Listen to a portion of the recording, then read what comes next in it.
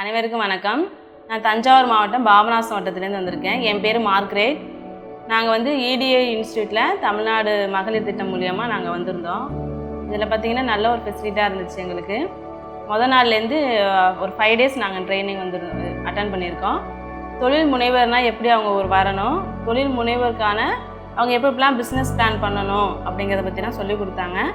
ஒரு மகளிர் அப்படிங்கிறவங்க வந்து வீட்டை விட்டு வெளியிலே போகக்கூடாது அப்படிங்கிற ஒரு இதில் எங்களை வந்து ஒரு மகளிர் SH மூலமாக அந்த இடத்துல வந்துட்டு நீங்களும் ஒரு தொழில் முனைவராக ஆகலாம் அப்படிங்கிறத வந்து எங்களுக்கு வந்த ஒவ்வொரு சாரும் ஒவ்வொரு நாளும் எங்களை நல்லா ஒரு உற்சாகப்படுத்தினாங்க.